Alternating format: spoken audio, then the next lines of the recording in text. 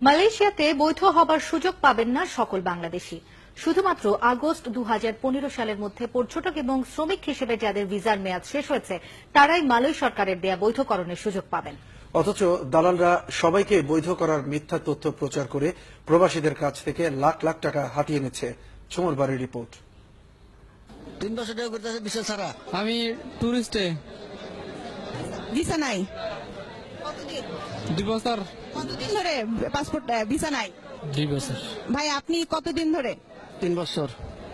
Visa নাই কতদিন? 3 বছর ধরে নেই। কি ভিসা আসছিলেন? টুরিস্ট। 2016 ফেব্রুয়ারি থেকে অবৈধ অভিবাসীদের বৈধকরণ প্রক্রিয়া শুরু করে মালয়েশিয়া, যার আওতায় বাংলাদেশ, ভারত, ইন্দোনেশিয়া ও ফিলিপাইনের অবৈধ শ্রমিকরা নির্দিষ্ট অঙ্কের জরিমানা দিয়ে বৈধ হতে পারবেন। কিন্তু কোন ভিসায় আসা অভিবাসীরা এই সুযোগ পাবেন সে ব্যাপারে কোনো ব্যাখ্যা দেয়নি মালয় সরকার বা বাংলাদেশি হাইকমিশন। 3টি ক্যাটাগরির কর্মী তারা এখানে রিহায়ার করতে পারবেন। যারা বৈধ কাজের ভিসা নিয়ে এদেশে এসছে কিন্তু কালক্রমে অবৈধ হয়ে গেছে এবং যে মালিকের সাথে কাজ করছিল সেই মালিকের সাথেই এখনো আছে। এক মালিকের অধীনে কাজ করত, সেই মালিক থেকে বৈধ কাগজপত্র নিয়ে এসছে কিন্তু ওই মালিকের সাথে নেই, এখন অন্য জায়গায় কাজ করতে গেছে এবং অবৈধ হয়ে আছে।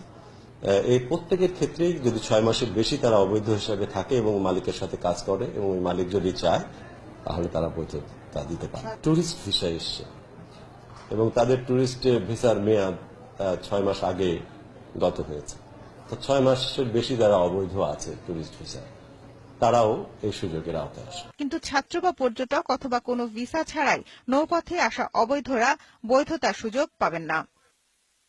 অবৈধ বাংলাদেশিদের বৈধকরণের কাজটি করছে মাই ইজি নামে একটি বেসরকারি কোম্পানি, যাদের অনলাইন সাইট হল www.rehring.im.gov.my।